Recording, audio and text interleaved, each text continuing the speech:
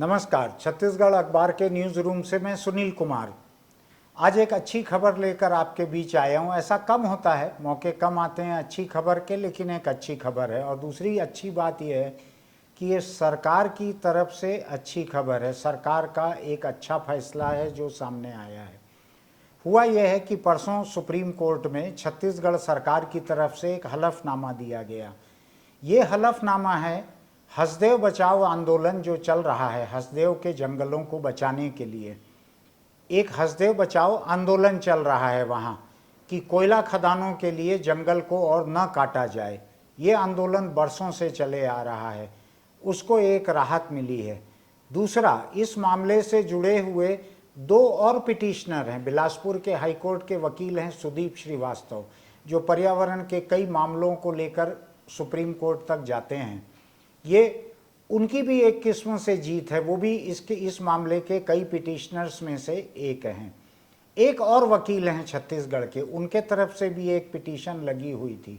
लेकिन कुल मिलाकर सबसे बड़ी जीत जो है वो हसदेव के इलाके के आदिवासियों की जीत है, जो उनकी परंपरागत बसाहट वहाँ चली आ रही थी उन जंगलों के बीच में, जो वहाँ पे जानवर, पशु पक्षी, जैव विविधता, पेड़, देश के सबसे घने जंगलों में से एक हसदेव के जो जंगल हैं वो उनकी बसाहट जंगलों की, इन सब के बचने के लिए एक आसार दिख रहा है परसों सुप्रीम कोर्ट में छत्तीसगढ़ सरकार की तरफ से लगाई गई एक हलफनामे से, ऐसा लग रहा है। अब मैं उसके बारे में थोड़ा सा आपको बतलाता हूँ। हुआ ये है कि देश में कई जगह, और देश की ही बात नहीं है, दुनिया में बहुत सारी जगहों पर जहाँ नीचे खदानें रहती हैं किसी भी चीज़ की, चाहे वो लोहे की खदानें हों, चाहे कोयले की खदानें हों, ऐसी बहुत सी खदानों के ऊपर अक्सर आपको घने जंगल देखने मिलते हैं। ये हसदेव का इलाका भी वैसा है, नीचे कोयले की खदानें हैं, ऊपर घने जंगल हैं। इन दोनों के बीच में आदिवासी सैकड़ों हजारों बरस से वहाँ बसे हुए हैं। उस पूरे इलाके में जानवर वहाँ पर हैं, तरह तरह के हाथी वहाँ पर आकर बसते हैं और बहुत से जानवर हैं। जैव विविधता के मामले में ये जंगल देश के सबसे संपन्न जंगलों में से है।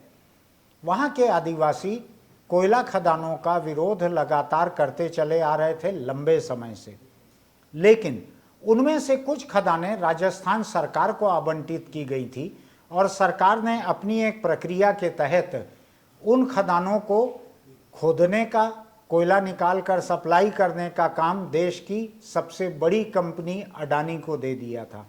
एक किस्म से वहाँ से कारोबारी हित अडानी का भी जुड़ गया था, एक किस्म से वहाँ कोयले का हित राजस्थान सरकार का भी जुड़ गया था।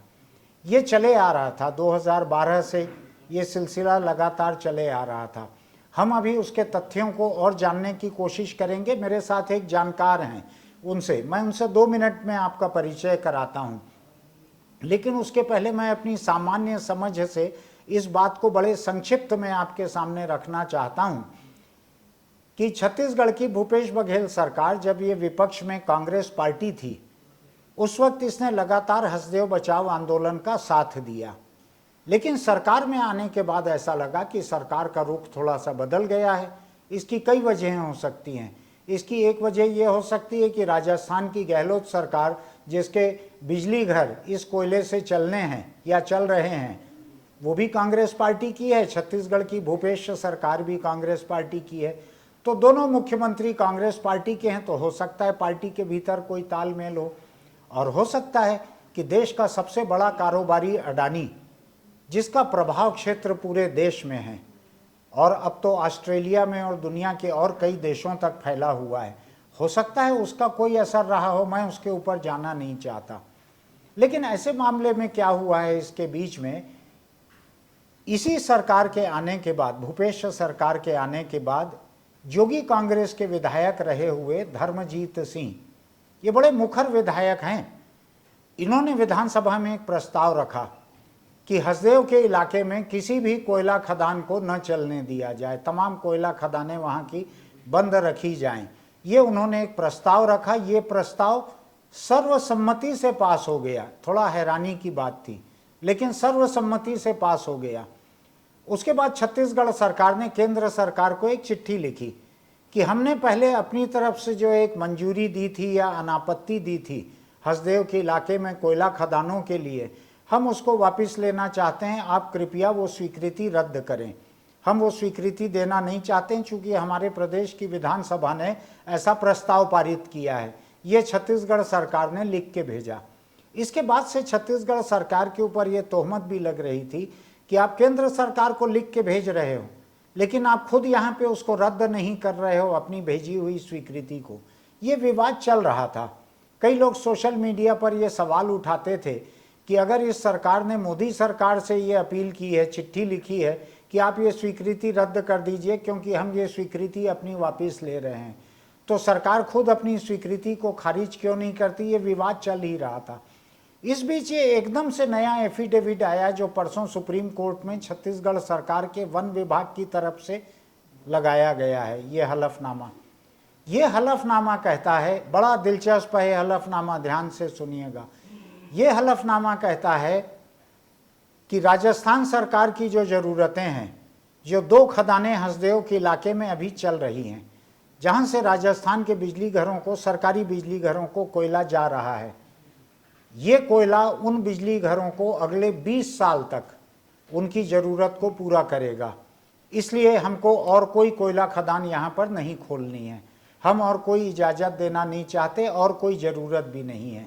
ये छत्तीसगढ़ सरकार ने सुप्रीम कोर्ट में एक हलफनामा दिया है।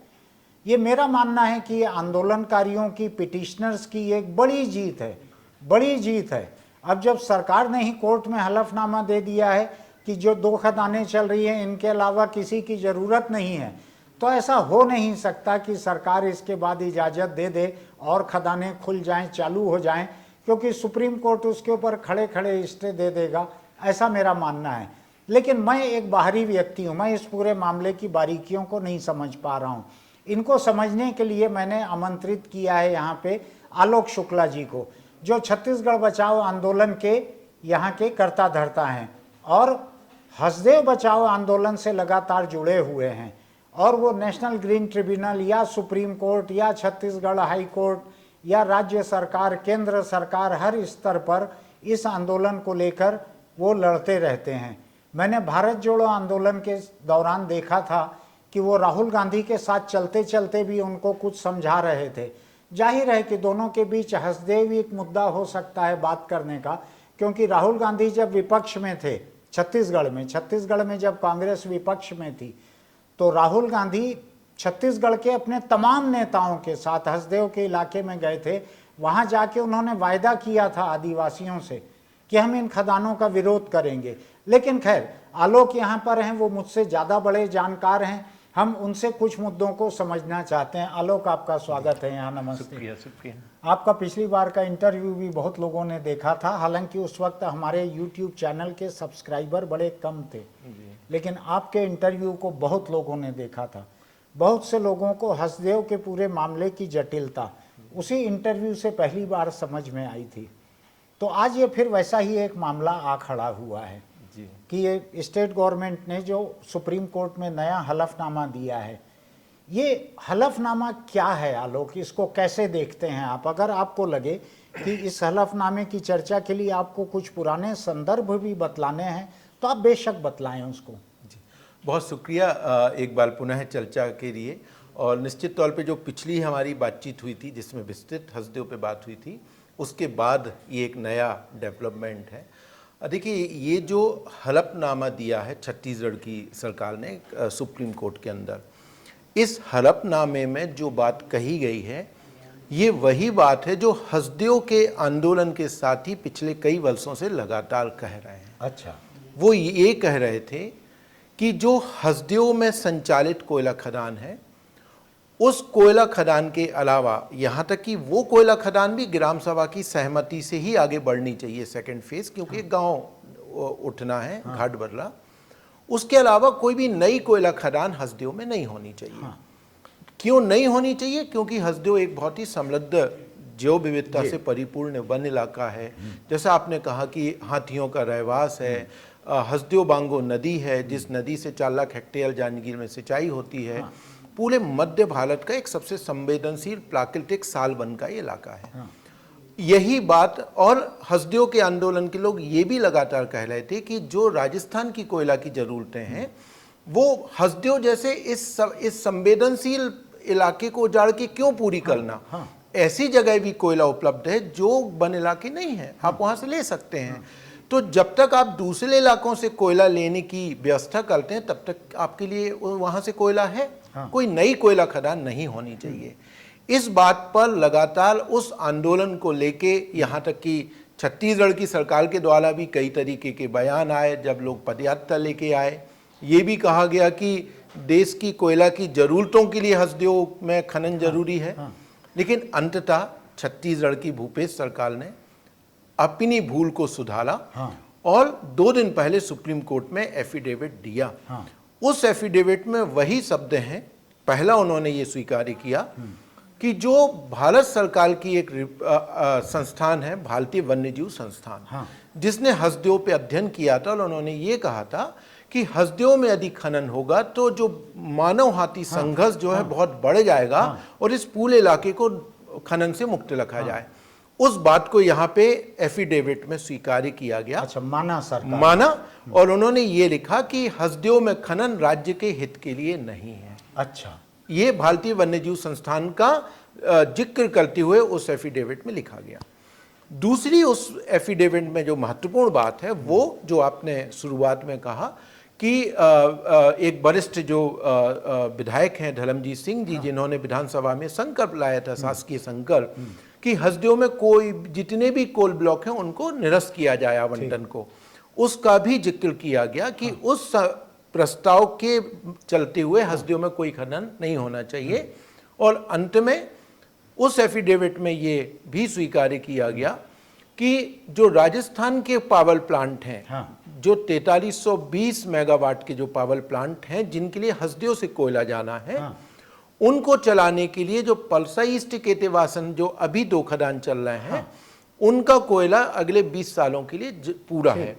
और हसदेव का जो पूरा कोल फील्ड है उसमें पूरे छत्तीसगढ़ का मात्र 8% कोयला ही है। अच्छा, यदि उसको छोड़ दिया जाए तो भी देश के कई सालों के लिए कोयला उपलब्ध है। तो हसदेव को उजाड़ने की जरूरत नहीं मैं है। इसको थोड़ा सा समझना चाह रहा हूँ। छत्तीसगढ़ में जितने कोल फील्ड हैं उसका कुल 8% हसदेव में आता है। बस सिर्फ 8%, कुल 8%। उस 8% में से भी 2 खदानें चल रही हैं, जिसका अब चल रही हैं, खुद गई हैं, चालू है, काम चल रहा है, सप्लाई हो रहा है, तब उसका विरोध बहुत प्रासंगिक नहीं रह गया है उसमें भी। लेकिन एक गांव जब पलसा ईस्ट केतेवासन का जब दूसरे चरण में खदान जाना है, वहां एक गांव है घाटवर्रा, जो घाटवर्रा पूरा विस्थापित होना है और घाटवर्रा के भूमि अधिग्रहण की प्रक्रिया जारी है।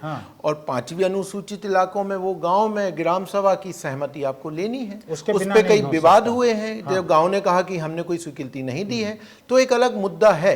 लेकिन एफिडेविट में कम से कम उस बात को तो स्वीकार किया गया कि पलसा ईस्ट केतेवासन के अलावा कोई भी नई खदान ना तो कोल ब्लॉक आवंटित हो या जो आवंटित हैं, जैसे कि 2 नए कोल ब्लॉक राजस्थान को हैं, पलसा केते एक्सटेंशन, पतुरिया गिदमुड़ी है छत्तीसगढ़ सरकार के पास, मदनपुर साउथ है आंध्र प्रदेश सरकार के, कोई भी ना तो नया आवंटित हो ना ही किसी आवंटित कोयला खदान की प्रक्रिया को इजाजत दी जाएगी। तो ये अपने आप में बड़ी एक संघर्ष की कहीं ना कहीं जीत है। यानी छत्तीसगढ़ सरकार ने खुद को आवंटित 2 खदानों को भी इसमें समर्पित कर दिया। और 2 आंध्र की थी, एक आंध्र की थी, 2 और राजस्थान की थी। मोटे तौर पर ये 4 कोल ब्लॉक जो हैं, जो नए हैं, उनको बोल दिया गया कि अब ये नहीं खुलेंगी और ना ही नया आवंटन होगा। अब मुझको एक सामान्य कानूनी समझ के लिए थोड़ा सा ये समझाइए कि सुप्रीम कोर्ट में राज्य सरकार का ये हलफनामा देने के बाद क्या आपको लगता है कि सरकार का दिमाग बदले तो वो इसको वापस ले सकती है हलफनामे को, या इसके खिलाफ कुछ कर सकती है, कि अब ऐसे आसार नहीं है?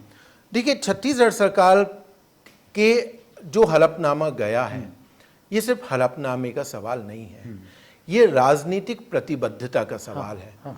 जब आपने जैसे शुरू में कहा कि 2015 में राहुल गांधी जब यहाँ रमन सरकार थी, तब विपक्ष में कांग्रेस थी, उस समय राहुल गांधी ने जाके हसदेव में कमिटमेंट किया था कि खनन नहीं होना चाहिए, आदिवासियों की कीमत पे कोई विस्थापन नहीं होना। याद है स्टेज पे प्रदेश कांग्रेस के सारे नेता थे, बिल्कुल सारे नेता थे, और मैं उस जगह था और मंच का संचालन कर रहा था। और उसके बाद जब उस समय लगातार विपक्ष में रहते हुए विधानसभा के अंदर भी जो उस समय प्रदेश अध्यक्ष थे भूपेश बघेल जी, जो अभी मुख्यमंत्री हैं, वो हसदेव पर मुखरता से बोलते रहे हैं। तो वो एक कहीं ना कहीं विपक्ष के रूप में कांग्रेस का एक राजनीतिक कमिटमेंट तो था हसदेव के साथ। सत्ता बदलने के बाद भी जब हसदेव के साथी राहुल गांधी से मिलने गए दिल्ली, तब भी राहुल गांधी ने आश्वस्त किया था कि आपके साथ न्याय होगा। मैं उस मीटिंग में शामिल था। राहुल जी पिछले एक दो साल पहले ही जब कैम्ब्रिज में थे, तब भी उन्होंने कहा कि हसदेव का आंदोलन जायज है। तो लगातार आप ये घटनाक्रम देखेंगे तो एक कहीं ना कहीं पार्टी की प्रतिबद्धता रही है, लेकिन पता नहीं क्यों उस राजनीतिक प्रतिबद्धता के बावजूद भी जो छत्तीसगढ़ की सरकार है वो पीछे हटने की कोशिश कर रही थी। उसकी अपनी जो मजबूरियां रही हों, लेकिन उस राजनीतिक प्रतिबद्धता के ऊपर है ना, कुछ तो मजबूरियां रही होंगी। यूं ही कोई बेवफा नहीं होता, कुछ होगा। एक समय तो हम मानते थे कि जो विपक्ष में रहते हुए भूपेश बघेल जी हमारे संघर्ष के साथी हुआ करते थे, है ना, संघर्षों में साथ में बैठते थे जमीन पे। तो खैर, लेकिन जो विधानसभा का महत्वपूर्ण सवाल है कि जो विधानसभा में संकल्प हुआ, विधानसभा के संकल्प का तो सम्मान सरकार को करना पड़ेगा। और इसके अलावा तो वो एक बड़ी उपलब्धि और दिखती है कि छत्तीसगढ़ जैसी विधानसभा, जो कि दुनिया के तमाम मुद्दों पर बिल्कुल दो खेमों में बटी हुई है, इन दोनों का एक होना केवल तभी होता है जब कोई एक विधायक या सांसद गुजर जाए प्रदेश का और श्रद्धांजलि देनी है। उसके अलावा किसी मुद्दे पे ये एक नहीं होते। छत्तीसगढ़ की विधानसभा के सभी सदस्यों को राजनीतिक विचारधाराओं से परे एकजुट किया हसदेव के आदिवासियों के संघर्ष ने। ऐसा जब हसदेव के आदिवासियों का संघर्ष आप देखेंगे कि पूरे देश में एक इकलौता आंदोलन है जो लगातार पिछले 10 सालों से चल रहा है, पूरी प्रतिबद्धता के साथ चल रहा है। उन्होंने कानून का कोई ऐसा दरवाजा नहीं है जो ना खटखटाया हो। 300 किलोमीटर पैदल चल के रायपुर आ रहे हैं। पिछले 500 दिनों से अभी भी अनिश्चितकालीन धरना है। ऐसी परिस्थिति में जब आंदोलन एक छत्तीसगढ़ के राजनीतिक पटल पे हसदेव एक प्रमुख मुद्दा बन जाए, उस जगह विपक्ष भी अपने आप को उससे बाहर यहाँ तो नहीं रख पाएगा। और अंततः वो मजबूरी कहें या जो कहें, उस प्रस्ताव के साथ सबको एक मत से जाना पड़ा। और मुझे लगता है कि ये सबसे बड़ी खूबसूरती उस बड़ी कामयाबी थी वो, और खुद विधानसभा का सम्मान उससे बढ़ा। बिल्कुल कि जनहित के एक मुद्दे पे वो इस तरह से एक होकर सामने आए। बिल्कुल। एक चीज बतलाइए, आप भारत जोड़ो यात्रा में मुझको तस्वीरों में दिखा था कि आप राहुल गांधी के साथ चल रहे थे, तो क्या ये हसदेव के मुद्दे पे आप बात करने गए थे? जी, जब भारत जोड़ो यात्रा की चल रही थी उस समय, तब हसदेव अरण्य बचाओ संघर्ष समिति ने एक निर्णय लिया था कि एक प्रतिनिधि मंडल जाएगा, भारत जोड़ो यात्रा में शामिल होगा। और तो ये तैयारी थी हमारी जाने की, लेकिन एक दिन फिर अचानक से बुलावा आया, तो फिर मैं हसदेव की तरफ से वहाँ पे पहुँचा और निश्चित तौर पे बात का जो चर्चा हसदेव पे हुई। और राहुल जी को याद दिलाने के लिए, हालांकि जब हमने उनसे ये कहा कि हसदेव जैसे ही मैंने नाम लिया, देखती साथ उन्होंने कहा मुझे सब पता है ना, तो मैं उस पे कर रहा हूँ। तो उन्होंने ये आश्वस्त किया कि मैं कर रहा हूँ। तो और उनके साथ लगातार हसदेव पे एक पत्राचार होते रहा है। बीच बीच में हसदेव की जानकारियाँ उन तक पहुँचती रही हैं, पहुँचती रहती हैं। अब आपको क्या लगता है कि छत्तीसगढ़ सरकार के पास अब पीछे हटने का, हिचकने का और कोई रास्ता बचा है कि वो खत्म हो गया? यदि, इसीलिए मैंने वो गिनाया था, राजनीतिक प्रतिबद्धता, विधानसभा के संकल्प, ये तमाम, और हसदेव के आदिवासियों के प्रति उनके संघर्ष और उनकी ग्राम सभाओं का सम्मान, इसके बावजूद यदि आप पीछे हटते हैं तो जनता को आप मुंह क्या दिखाएंगे? तो मुझे नहीं लगता कि इसके बाद पीछे जाने का कोई रास्ता है। कम से कम ये सरकार का कार्यकाल जो है ये 6 महीने से कम का बचा है अभी जी। तो अभी हलफनामा दे के अगले 100 दिन में उसको विड्रा करने का, उससे उल्टा कुछ करने का तो कोई आसार मुझको दिख नहीं रहा है। बिल्कुल, इतना आसान तो नहीं होगा विड्रॉ करने के लिए। क्योंकि आपने कोर्ट में भी कहा है और लगातार, क्योंकि सिर्फ छत्तीसगढ़ सरकार का मामला नहीं है, इस पर कहीं ना कहीं कांग्रेस पार्टी के नेतृत्व का भी सवाल है। हाँ। नेतृत्व के कमिटमेंट भी इसके साथ जुड़े हैं। जब हसदियों के पेड़ कटते हैं तो हसदियों के मुद्दे पर तमाम सोशल मीडिया में लोग भूपेश बघेल जी से ज्यादा राहुल गांधी से सवाल पूछते हैं। और राहुल गांधी से पूछा जाता है कि आदिवासियों के साथ आपके कमिटमेंट का क्या हुआ। तो मुझे लग रहा है कि इतना आसान नहीं होगा पीछे हटना इनको अब। तो अब ये ऐसा लग रहा है कि ये इसको हम फिलहाल जीत मान सकते हैं। फिलहाल जीत है, संघर्ष आगे बड़ा है, क्योंकि देखिए हम इस बात को लगातार कह रहे हैं कि देखिए जो हसदियों का ढलना चल रहा है, हसदियों का ढलना क्यों चल रहा है? रमन सरकार में वहां के 3 गांव के फल्जी ग्राम सभा के प्रस्ताव बनाए गए थे। अच्छा। क्योंकि हम जानते हैं कि यदि वन स्वीकृति होना है या भूमि अधिग्रहण होना है तो ग्राम सभा की स्वीकृति 5वीं अनुसूचित इलाकों में पैसा कानून के तहत जरूरी है। ग्राम सभाओं ने कभी सहमति नहीं दी। वहां खनन कंपनी और प्रशासन के साथ मिलकर फर्जी प्रस्ताव बनाए गए थे। तो और इस बात की जानकारी सरकार को भी है कि वो फर्जी प्रस्ताव बने हैं। हाँ। और जब अब महत्वपूर्ण है कि जब हम सरकार छत्तीसगढ़ में बदली और भूपेश जी शपथ लेके मुख्यमंत्री बने, 22 दिसंबर को हसदियों के लोग मिले मुख्यमंत्री जी से, मतलब 5 दिन के अंदर ही। और मुख्यमंत्री जी से मिले कि जो पिछले रमन सरकार में फर्जी प्रस्ताव बने उसकी जांच करिए, ताकि वन स्वीकृति की प्रक्रिया रुके। उस समय एक जांच हुई, लेकिन वो जांच कैसे हुई वो अभी हमें पता चला है पिछले साल। अच्छा। कैसे पता चला? हसदियों के लोग जब आए थे पदयात्रा लेके रायपुर, तब सबसे बड़ा मुद्दा यही था कि ग्राम सभा की जांच की जाए। राज्यपाल ने पत्र लिखा था, उस समय सुश्री अनसुईया उइके जी गवर्नर थी, उन्होंने पत्र लिखा था कि इसकी जांच की जाए। हमें ये उम्मीद थी कि राज्यपाल के पत्र के बाद, और मुख्यमंत्री ने भी आश्वस्त किया था कि जांच करेंगे, हमें लग रहा था कि इसकी जांच होगी। पिछले दिनों जो सत्ताधारी दल की ही एक विधायक हैं, खुज्जी की विधायक हैं श्रीमती छन्नी साहू, उनके एक सवाल पर उन्होंने एक सवाल उठाया था हसदियों से संबंधित विधानसभा में, इसी जांच के संबंध में। अच्छा। कि फर्जी ग्राम सभा की कब जांच हुई।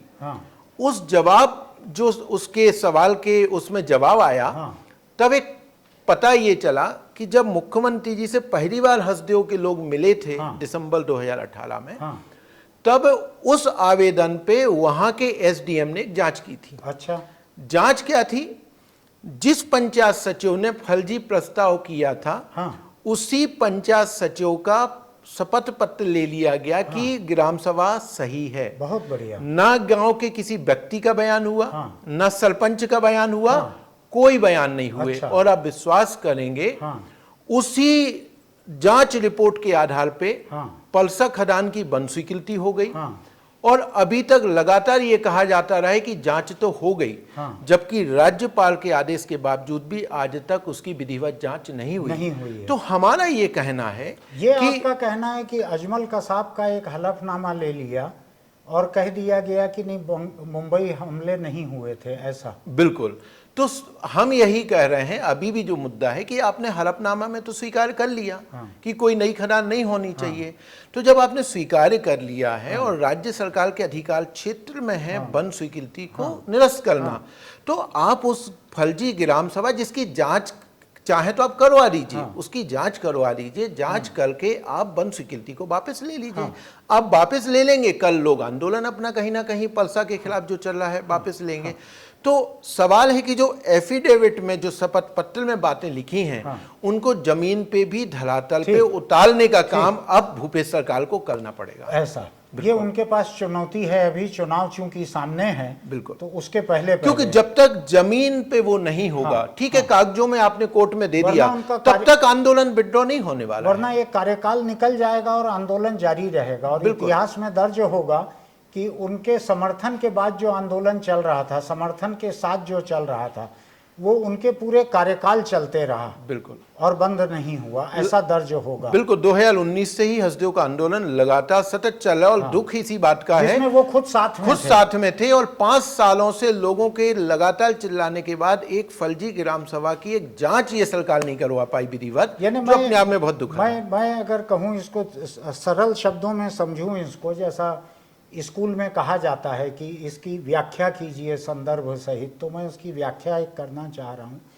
भूपेश बघेल विपक्ष में रहते हुए जिस आंदोलन के साथ थे, उनके नेता राहुल गांधी जिस आंदोलन के साथ थे और प्रदेश कांग्रेस के तमाम नेता उसके मंच पे थे, जिसका इन्होंने साथ दिया, ये पूरा 5 साल का कार्यकाल खत्म होने के करीब आ रहा है और उसकी उन्होंने जांच विधिवत नहीं करवाई है। बिल्कुल, ये है बिल्कुल। और जो आंदोलन जिसकी बुनियाद पे उन्होंने अपना विपक्ष का प्रचार किया था, वो भी उनमें से एक था, वो इनके पूरे कार्यकाल के बाद फिर जारी रहेगा। बिल्कुल, क्योंकि यदि देखिए जब तक न्याय नहीं मिलेगा, अन्याय के खिलाफ लोगों के पास लड़ने के अलावा कोई विकल्प तो है नहीं।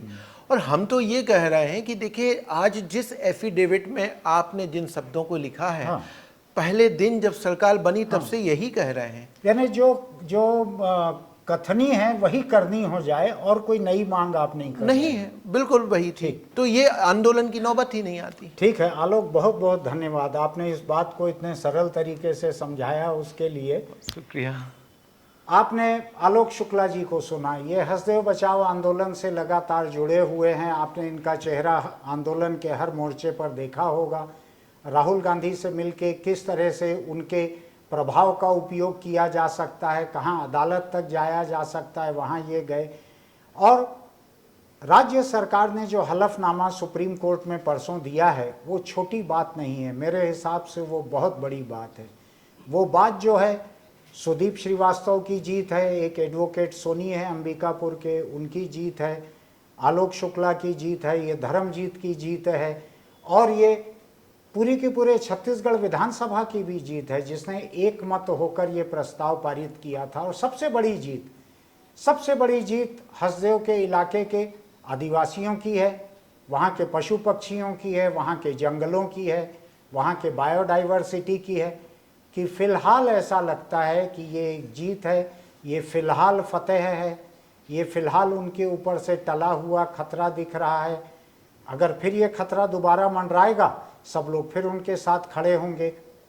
तो हम फिर किसी खबर को लेकर आपके बीच आएंगे, तब तक के लिए नमस्कार। और आपको हमारे वीडियो अच्छे लगते हों तो इसको सब्सक्राइब कीजिए, नोटिफिकेशन की बटन दबाइए।